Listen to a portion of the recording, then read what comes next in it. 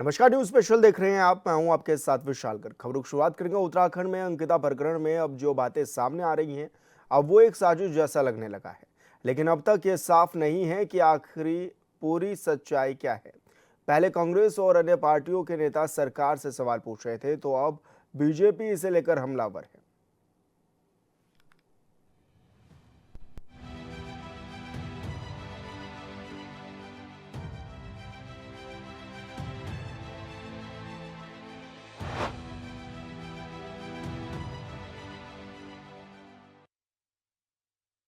पिता के माता पिता से राज्य के मुखिया पुष्कर सिंह धामी ने मुलाकात की और उन्हें हर संभव मदद का भरोसा भी दिया। मीडिया के सामने आए सीएम ने वायरल हुए एक ऑडियो का हवाला दिया और उन लोगों से माफी मांगने की मांग की जिन्होंने मामले को तूल दिया।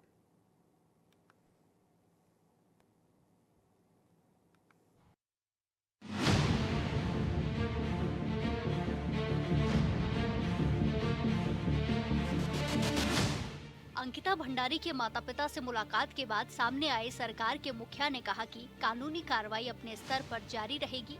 साथ ही पूरे मामले की एसआईटी लगातार जांच कर रही है। उन्होंने कहा कि हर जांच पर सरकार भी विचार विमर्श कर रही है, जिसके बाद सरकार भी इस पर निर्णय लेगी।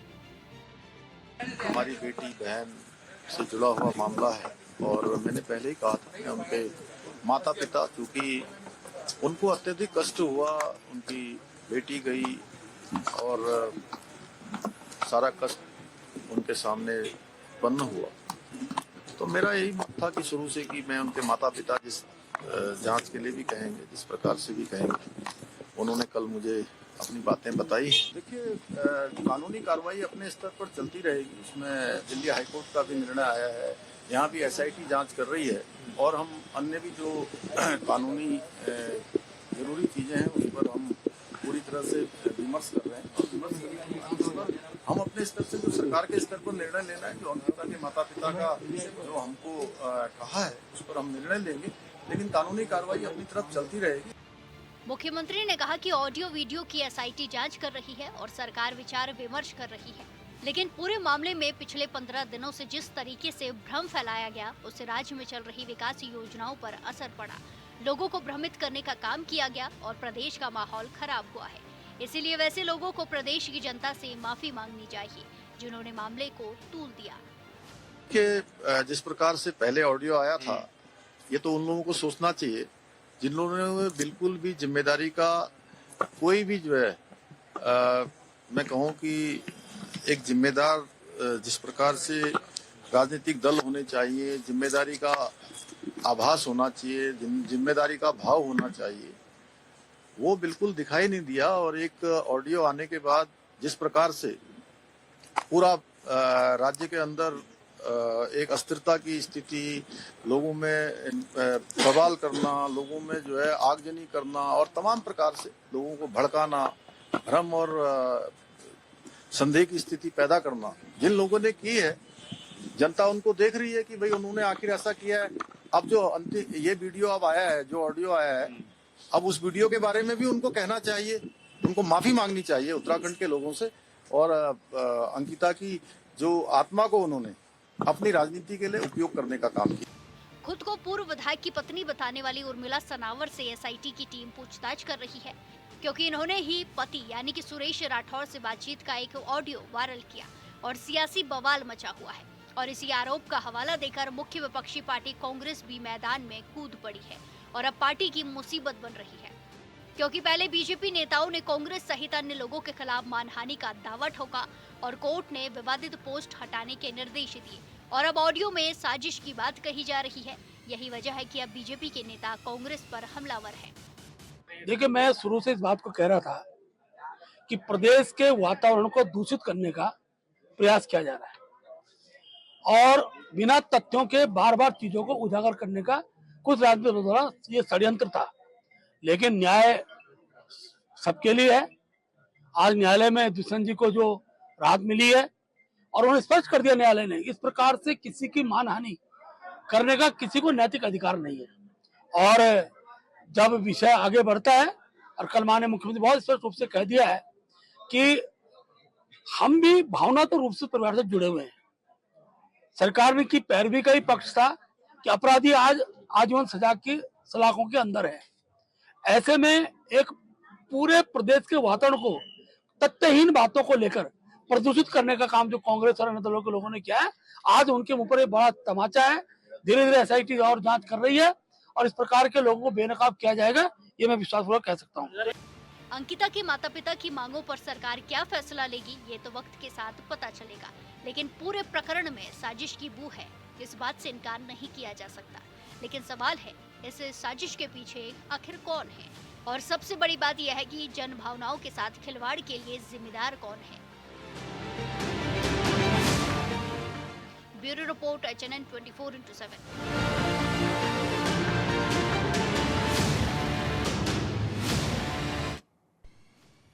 और कांग्रेस से वरिष्ठ नेता आशीष सैनी जी हमारे साथ जुड़ गए हैं। आशीष जी, बहुत स्वागत है आपका एचएनएन में। आशीष जी, क्या आप लोगों को भ्रमित करने का काम कर रहे हैं? क्योंकि सीएम धामी सीधे सीधे आरोप लगा रहे हैं कि कांग्रेस पार्टी भ्रमित कर रही है लोगों को।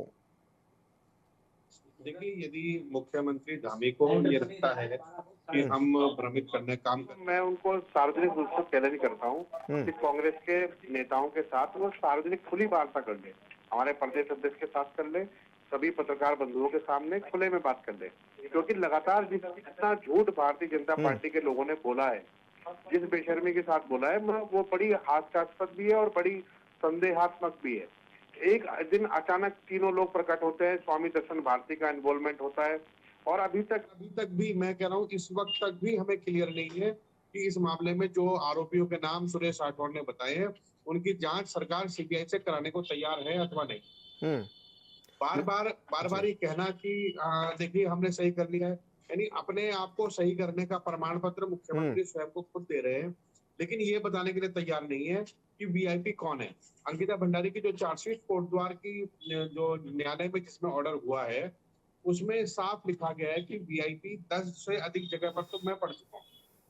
और जिस तरीके से मैं अभी आपके चैनल के माध्यम से बोल रहा हूँ, सोशल मीडिया से जिस तरीके से वीडियो और सोशल मीडिया पोस्टों को हटाया जा रहा है, मुझे नहीं लगता कि प्रदेश में अब लोकतंत्र कहीं बचा है। अपराधी को बचाने के लिए, आरोपी को बचाने के लिए पूरी भाजपा सड़क पर उतरी हुई है। लेकिन अंकिता के माता पिता से मुलाकात की है सीएम धामी ने, उसको किस रूप में देख रहे हैं? और अब तो उनके माता पिता ने भी कहा है कि भाई सीबीआई जांच करा दीजिए इसमें। जी, मैं एक बात कहता हूँ, अंकिता के माता पिता भी यदि ये कह दें कि पुष्कर सिंह धामी जी और दुष्यंत गौतम और ये सब बहुत अच्छे लोग हैं, तब भी मेरी मांग यही रहेगी कि उस सीबीआई में चार्जशीट में जो अंकिता ने लिखा है, क्योंकि अंकिता ने जो व्हाट्सएप पे लिखा, जो लास्ट उसकी ऑडियो कॉल का रिकॉर्ड पूरे सार्वजनिक प्लेटफॉर्म पर उपलब्ध है, जिसमें वो रोते हुए कह रही कि मेरा सामान यहाँ से ले जाओ, किसी वीआईपी के लिए मुझे इस्तेमाल करने की बात चल रही है, ये बहुत अधिक चिंता का विषय है। अभी तक उस चार्जशीट के अनुसार, मैं चार्जशीट से बाहर बात ही नहीं कर रहा हूँ, चार्जशीट से बाहर से तो बहुत सारी चीजें हवा में है। उर्मिला सनावर का बयान आने से पहले, वो वीडियो सामने आने से पहले, वो ऑडियो सामने आने से पहले, हम पहले दिन से कह रहे हैं कि वीआईपी की भूमिका है, लेकिन सरकार वीआईपी की भूमिका पर बात करने को तैयार नहीं है। मुख्यमंत्री अपने आप आते हैं, अपने आप कुछ बात करते हैं, अपने आप चले जाते, कहते हैं हो गया। ये नहीं चलेगा, ये होना भी नहीं चाहिए। ये न्याय देने के लिए सरकार को प्रतिबद्ध होना चाहिए, ना कि अपने पार्टी के आरोपियों को और नेताओं को बचाने के लिए। अच्छा आशीष जी, क्योंकि सीएम ने यह भी कहा कि राजनीति जमीन तलाशने की कोशिश कर रही है कांग्रेस इस मामले को लेकर, तो क्या आपको भी लग रहा है कि आज स्थिति ये हो गई है कांग्रेस पार्टी की कि जमीन तलाशनी पड़ रही है अंकिता मामले में? मैं आपके चैनल के माध्यम से एक बात कह रहा हूँ, और ये बात 100% सच है।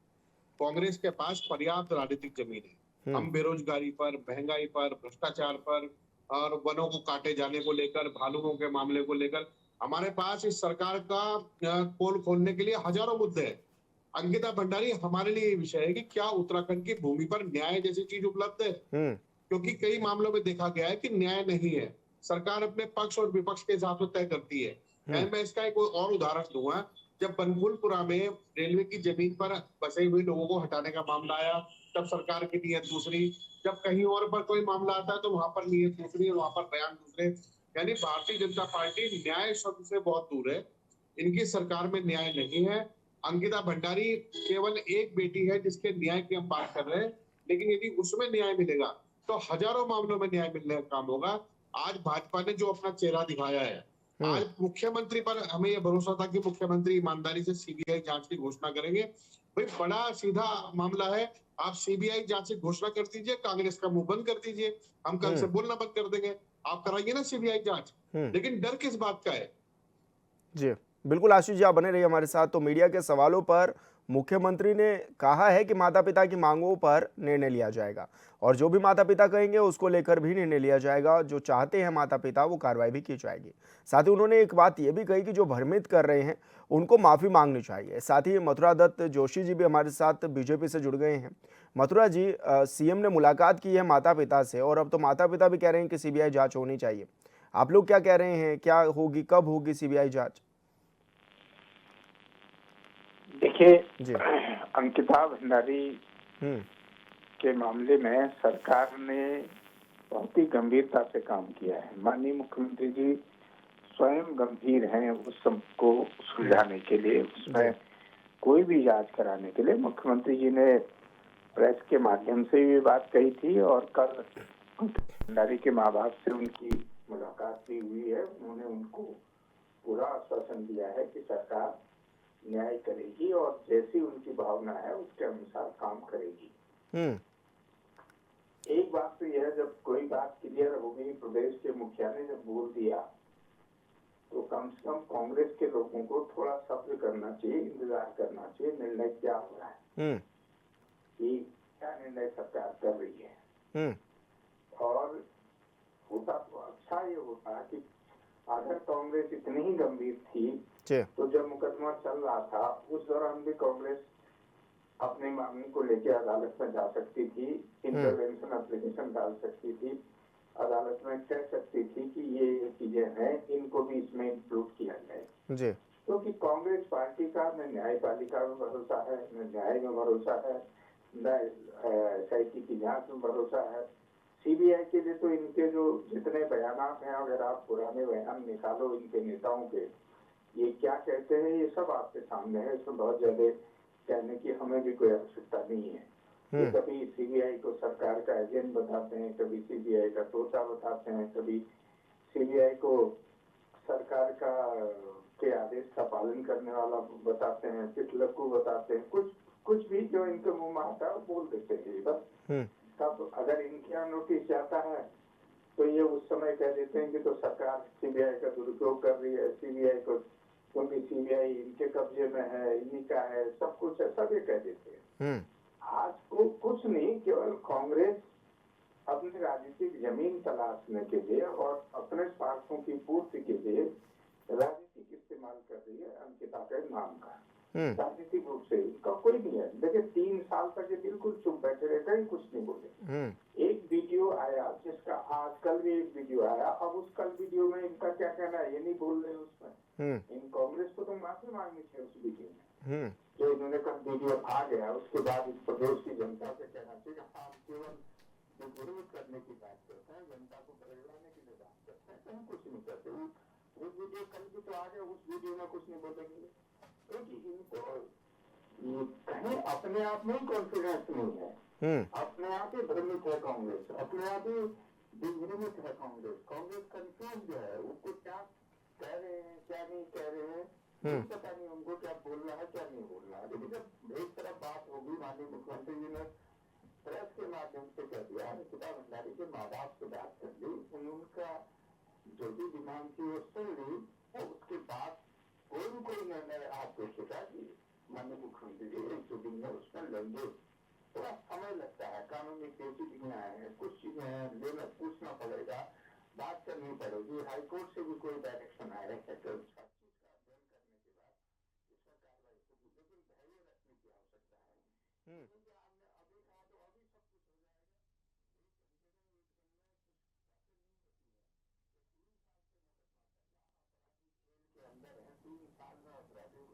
एक दिन की भी जमानत नहीं मिली, 1 घंटे की जमानत नहीं मिली, उनको कोई राहत नहीं मिली। सरकार ने पूरे वकीलों की फौज खड़ी कर दी, वो कैसे भी हो इनको सजा मिलनी चाहिए। अभी वही बात हाईकोर्ट में भी होनी है, तो उसके बाद कांग्रेस के लोगों को इसमें राजनीति करने के अलावा दूसरा कोई काम नहीं है। कोई चीजें होती है, ठीक है, मुख्यमंत्री जी कल क्या निर्णय लेंगे, अभी कम से कम हमको उस तरफ देखना चाहिए। उनका इंतजार करना जी चाहिए, उसके बाद हमको कोई बात कहनी चाहिए। जी, ठीक है मथुरा जी। आशीष जी, क्या बिना तथ्य प्रदेश का माहौल दूषित किया गया है? क्योंकि इस तरह के आरोप भी लग रहे हैं आप लोगों पर। आशीष जी, मेरी आवाज पहुंच पा रही है आप तक?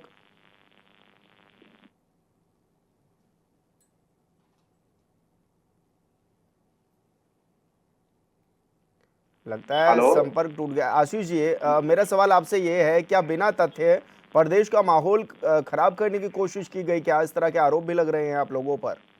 देखिए, ये आरोप निश्चित रूप से भारतीय जनता पार्टी के कार्यालय से निकले हैं। हम्म उन्होंने कहा कि आपने प्रदेश का माहौल खराब किया। हमने कहा कि जो भारतीय जनता पार्टी के लोग हैं, जब वो आपस में कोई बात करते हैं, वो गट्टू और भट्टू की बात करते हैं, तो हमारा ये कहना है कि इसकी सीबीआई जांच करा ली जाए, क्योंकि इस मामले में ये सवाल वीआईपी का आज भी अनुत्तरित है। और चाहे कोई भी जांच एजेंसी रही हो, चाहे जी कोई भी एसआईटी टीम गठित हुई हो, ये सवाल का उत्तर नहीं है। तो हमने कहा कि एक एजेंसी, हमारी मांग थी कि एजेंसी जो सीबीआई है वो इसकी जांच कर दे। ये एक साधारण मांग है, इसमें इनको घबराने की जरूरत नहीं होनी चाहिए, इन्हें खुले मन से उसको स्वीकार करना चाहिए। हो सकता है कि सीबीआई जांच में कोई भी व्यक्ति आरोपी ना मिल पाए। मैं मान रहा हूँ कि एक आशंका है कि हो सकता है ऐसा, हम्म लेकिन यदि जिन पर आज आरोप लगे हैं उनको बचाने के लिए भारतीय जनता पार्टी जिस तरीके से सड़क पर उतरी है, सवाल अब उस पर भी खड़ा हो गया है। अचानक से कोई व्यक्ति आता है तो वो उर्मिला सनावर को लेकर आ रहा है, अचानक से सुरेश राठौर प्रकट हो रहे हैं, तभी मुख्यमंत्री जी पत्रकार वार्ता कर रहे हैं और तभी एक छोटी सी ऑडियो और निकालते हैं सुरेश राठौर से बातचीत करते हुए कि नहीं, दुष्यंत गौतम को फंसाने के लिए किया गया है। मैं कह रहा हूँ जो कल ऑडियो आई है उस पर भी जांच करने की जरूरत है, और इसके बाद भी अगर कोई ऑडियो आएगी तो उस पर भी जांच होने की जरूरत है। किसी भी दृष्टिकोण से इस संबंध में यदि कोई सच्चा अथवा झूठा या फैब्रिकेटेड या कैसा भी कोई हम्म सुराग लगता है तो उसकी जांच जरूरी है। जी। मथुरा जी, जन जी। भावनाओं से आखिरकार खिलवाड़ कौन कर रहा है? आप लोग बार बार एक बात को दोहरा रहे हैं कि जन भावनाओं के साथ खिलवाड़ किया जा रहा है। तमाम लोग थे उस दिन भी, हजारों लोग थे सड़कों पर जो कह रहे थे कि अंकिता के लिए सीबीआई जांच होनी चाहिए। देखिए, सबसे बड़ी बात तो ये है, मैंने कहा ना कि खुद ही जो लोग आज ये बात कर रहे हैं, ये लोग अदालत गए थे हम्म जब ये इस मामले की जांच एसआईटी कर रही थी। उस समय खुद कोर्ट गए थे, खुद अदालत का जो निर्णय है वो सबके पास है कि अदालत ने कहा कि एसआईटी की जांच बिल्कुल ठीक चल रही है, ठीक दिशा में जा रही है, आवश्यकता पड़ने पर हम उसमें जांच सीबीआई की होगी तो करेंगे। उसके बाद सुप्रीम कोर्ट भी गए ही लोग, सुप्रीम कोर्ट से भी निर्णय आया। हम तो ये कह रहे हैं कि अभी भी इन लोगों को कोई तकलीफ है या सरकार की मंशा में इनको कोई खोट दिखाई दे रहा है तो जाए ना कोर्ट, क्यों नहीं जा रहे हैं? हम्म एक बात बताइए, क्यों नहीं जा रहे हैं फिर कोर्ट के लोग? क्या कारण है? किनको ये बचाना चाहते हैं? विपक्षी लोग, कांग्रेस के लोग विशेषकर, किनसे इनकी साठगांठ है, हम्म किनके कहने पर ये सब चीजें करवा रहे हैं? ये टाइमिंग आप इनका देख लीजिए, किस तरीके से ऑडियो वायरल हो रहे, वीडियो वायरल हो रहे, फेसबुक लाइव हो रहा है, क्या नहीं हो रहा है, सब आप लोग देख रहे हैं। हम तो जाके कुछ नहीं करें, केवल एक षड्यंत्र रचा गया, इनको सीबीआई की जांच से कोई लेना देना नहीं। और जैसा स्वयं माननीय मुख्यमंत्री जी ने कह दिया कि अंकिता भंडारी के माँ बाप जो कहेंगे हम उसका पालन करेंगे, उनकी भावनाओं का सम्मान करेंगे, जैसा वो कहेंगे वैसा हम करेंगे। उसके बाद इनको चैन नहीं आ रहा है या ये धैर्य नहीं रख रहे हैं। हम तो फिर भी कह रहे हैं, खुलेआम कह रहे हैं, चलो ये जाए ना कोर्ट, कल क्यों नहीं चले जाते हैं? हम तो मना कर रहे हैं, जाए ना, कुछ तो तथ्य लेके जाए, क्योंकि तथ्य इनके पास है नहीं। झूठ का सहारा इन्होंने लेना है, प्रचार करना है, जनता को फरगलाना है, जनता को प्रदेश का माहौल खराब करना है, यही इनका काम रह गया है। बाकी कोई काम नहीं रह गया इनका। आप देखिए 4 साल में इनकी प्रभारी आज से देहरादून आ रही है, 4 साल हो गए हैं। 5 नेता है, 5 नेताओं के अलग अलग मुंह है, अलग अलग तरीके से बैठ रहे हैं। आप खुद ही देख रहे हैं, खुद ही क्या स्थिति है वो देख लीजिए, सब आपके सामने है। पहले कम से कम आज किसी भी व्यक्ति को हो या संस्था को हो, चाहे किसी इंडिविजुअल को हो, थोड़ा धैर्य रखना चाहिए। क्योंकि कल उनकी मुलाकात हुई है, हम उम्मीद करते हैं कि जिस तरीके से माननीय मुख्यमंत्री जी ने निर्णय लिए हैं, चाहे पेपर लीक के मामले में हो, चाहे अन्य मामलों में हो, मुझे लगता है कि शीघ्र ही इसमें कोई न कोई निर्णय लेंगे। चाहे वो आपके ऑडियो लीक के बारे में जो ऑडियो आए हैं, इस तरीके से माहौल खराब करने का काम किया गया, उनके मामले में हो और चाहे इसकी जांच के मामले में हो, देखिएगा इसमें इसके कई परिणाम सामने निकल के आएंगे। कोई बचने वाला नहीं है, न सरकार किसी को बचा रही है, न पार्टी किसी को बचा रही, न सरकार किसी को बचाना चाहती है। सरकार का एक ही उद्देश्य है कि अंकिता भंडारी के जो हत्यारे हैं, चाहे कोई भी हैं, निश्चित रूप से उनके खिलाफ कार्रवाई होगी, वो जेल के शिक्षों के अंदर जाएंगे।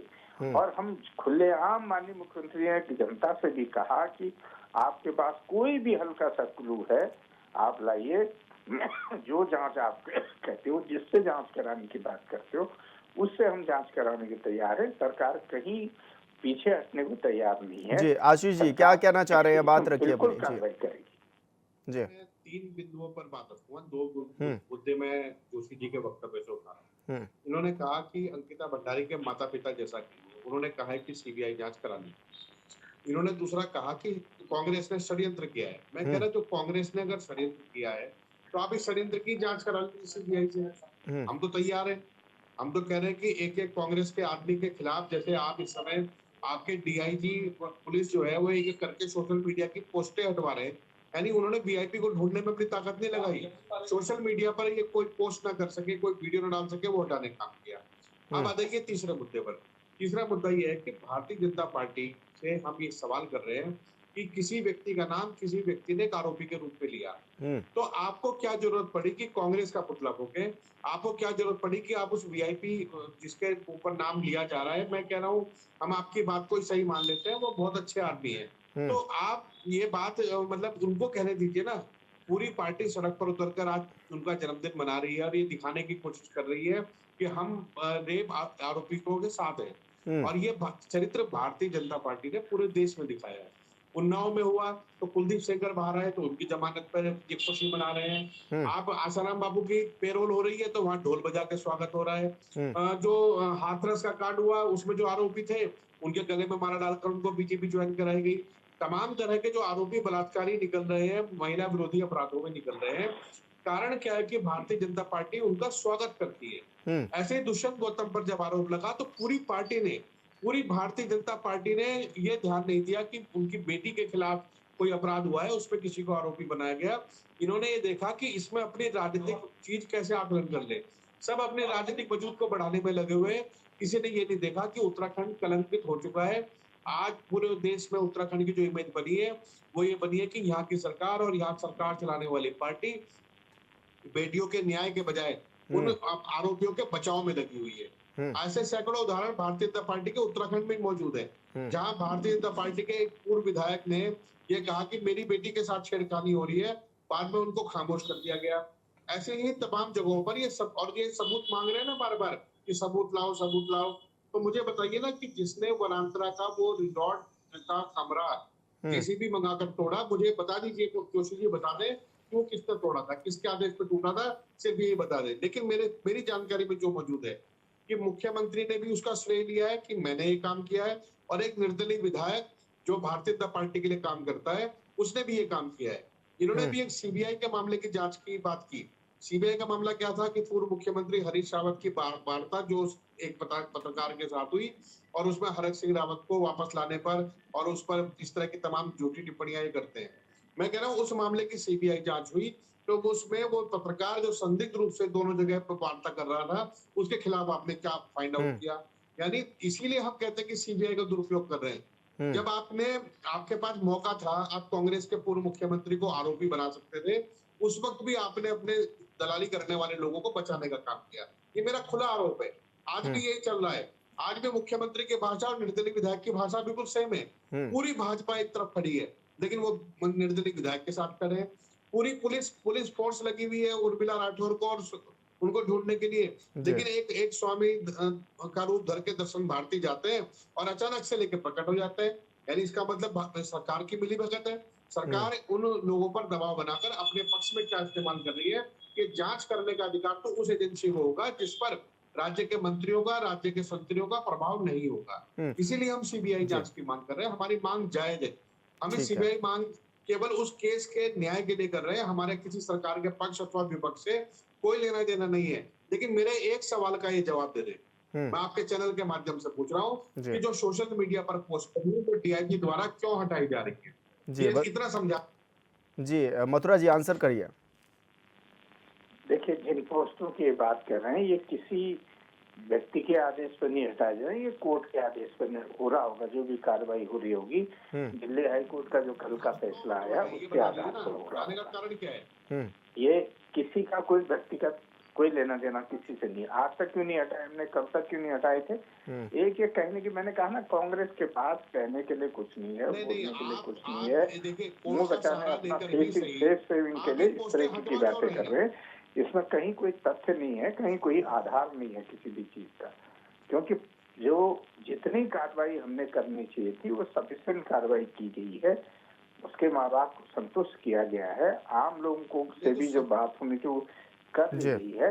लेकिन जिस तरीके से कांग्रेस केवल अपनी राजनीतिक रोटियां सेकना चाहती है उसमें सफल होती नहीं दिख रही है, इसलिए बार बार सीबीआई की बात कर रहे हैं। मैंने कहा ना, अगर इस सीबीआई की बात कर रहे हैं तो सरकार ही सक्षम कहा है, कोर्ट भी तो सक्षम है। माननीय उच्च न्यायालय एक डायरेक्शन दे, कल के दिन से जांच शुरू हो जाएगी। माननीय उच्चतम न्यायालय कोई डायरेक्शन दे, उसमें कार्रवाई शुरू हो। वहां जाने में क्यों ये डर रहे हैं, किस लिए डर रहे हैं?